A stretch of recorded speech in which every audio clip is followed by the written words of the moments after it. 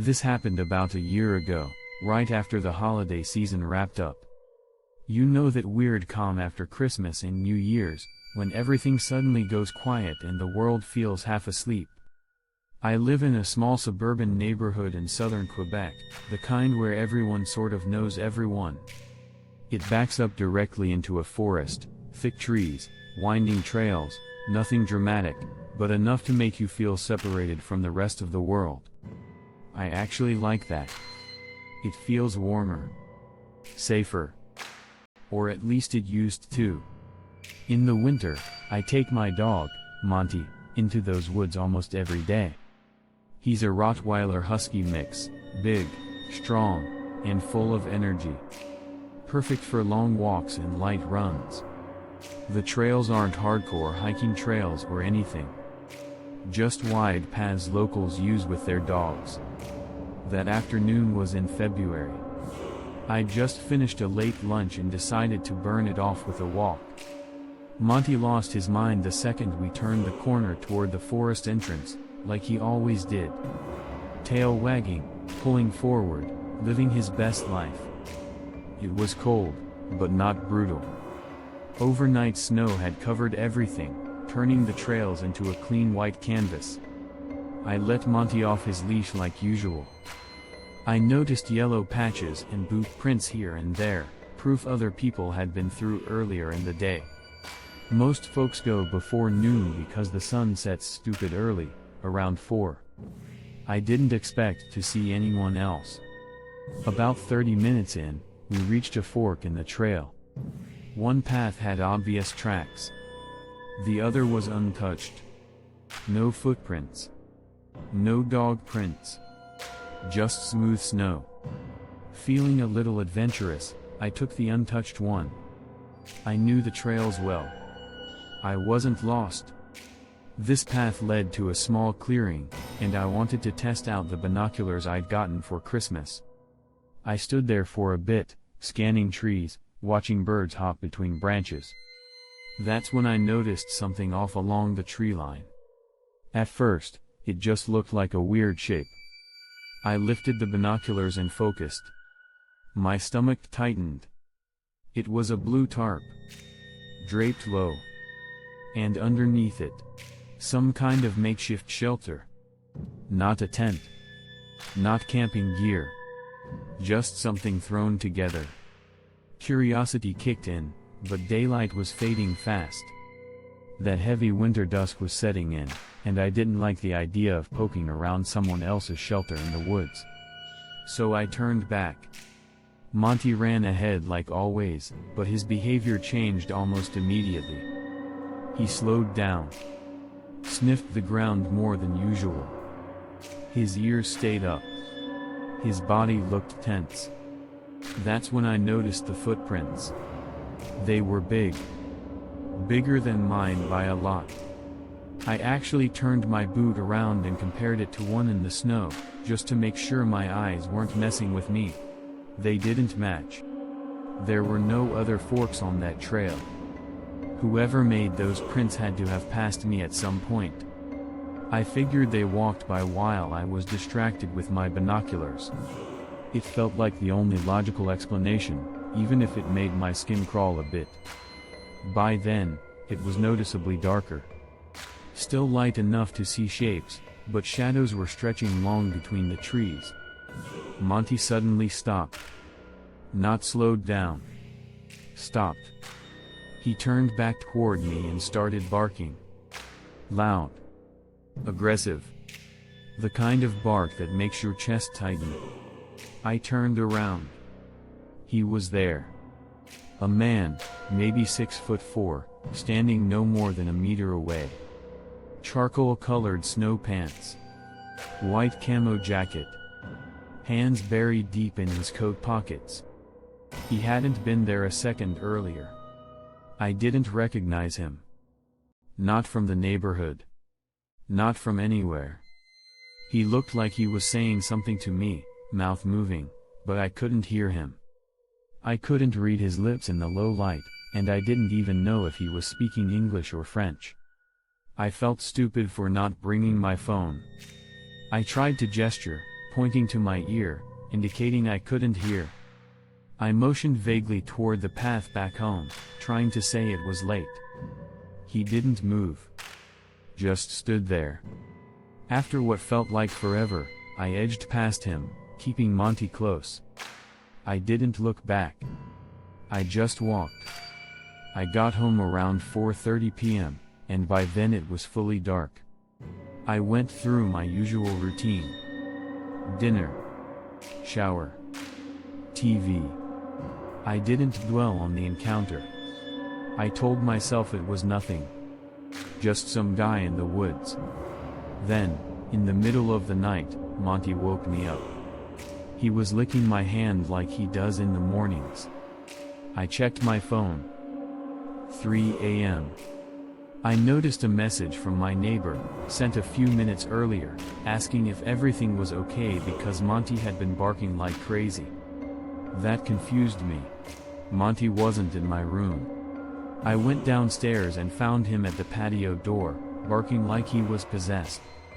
Hackles up. Teeth bared.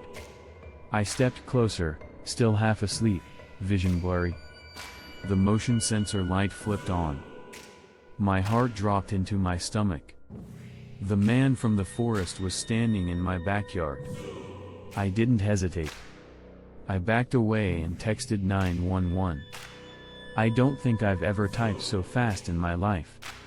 I ran upstairs, Monty right behind me, and grabbed the machete from under my bed. I'm small, but I've trained in martial arts. Still, I knew the smartest move was survival, not fighting. I barricaded myself in my room and waited. Monty suddenly jumped up and started barking at the bedroom door. A shadow moved beneath it, cutting across the nightlight glow. The man was right outside. Those minutes dragged like hours. I expected the handle to turn, the door to splinter. It never did. When the police arrived, they searched the property. The patio door glass was smashed. The backyard gate, which leads straight into the forest, was wide open. They believed he escaped back into the woods.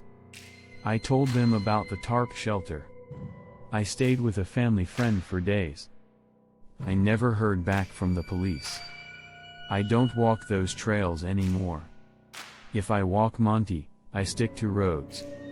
And I try not to think about how quietly someone can follow you, especially when you can't hear them coming. Story 2. It was 2021, deep winter, the kind where the cold feels personal. One word to describe that day would be hectic. I was working from home during peak COVID, stuck on back-to-back Zoom calls while my entire extended family had already made it upstate to my parents' house for a small holiday get-together. By the time my final meeting ended, I was already an hour and a half behind everyone else, and I still had a long drive ahead of me. I poured 2 full cups of coffee, knowing I'd need every drop, and stepped outside. The second I opened my front door, I knew this drive was going to be bad. The snow had picked up hard. Wind was ripping through the street, and the roads were barely plowed. At least 2 feet of snow already covered everything, and the forecast said it would keep coming all night. My car didn't help the situation. It was an old, beat-up Hyundai with no anti-lock brakes. Not exactly winter-ready. I drove slow through residential streets, white-knuckling the wheel, but once I hit the highway, I made a stupid decision and sped up.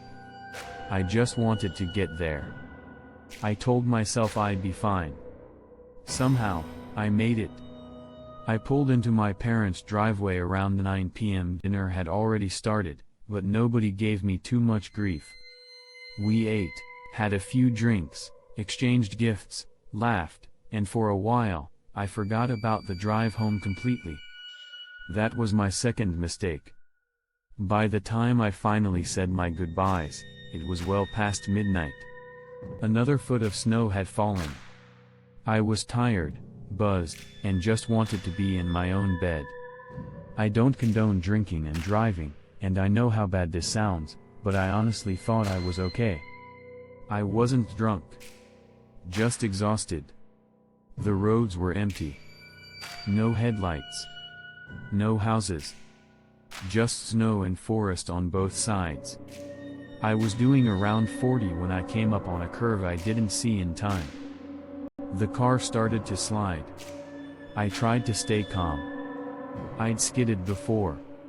I steered into it, downshifted, told myself I'd regain control. But the car didn't slow. The tires felt like they weren't even touching the road anymore. Then everything went sideways. The car left the road completely and slammed into a tree. The airbag exploded into my face. For a few seconds, I just sat there, stunned, ears ringing, heart hammering. Somehow, I wasn't seriously hurt. The car, though, was done. The hood was buried in a snowbank wrapped around the tree like it had been swallowed. I called roadside assistance. They told me help was coming but warned it could take up to 40 minutes because of the storm. That's when it really hit me how alone I was. No houses. No traffic. Just woods in every direction. I called my parents. My dad said he'd drive out and wait with me. So I sat there. Engine off. Heater barely working. Wind howling so loud it felt like it was breathing around the car. That's when I heard footsteps. At first, I thought I imagined it. Snow shifting. Wind playing tricks. But no. These were clear, deliberate crunches in the snow. Slow. Heavy. I opened the driver's door and stepped out, peering over the roof of the car. The sound stopped instantly.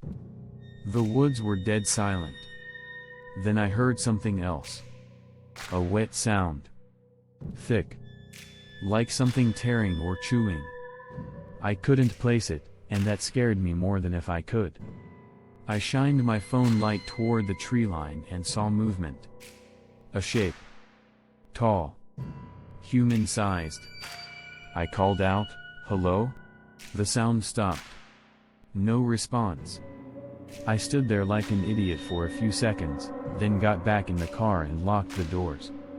My gut was screaming that something wasn't right. Less than a minute later, the footsteps came back. Closer this time. Then something hit the passenger side window. Hard. I jumped. Snow covered most of the windows, so I couldn't see anything. Against every instinct I had, I opened the door again.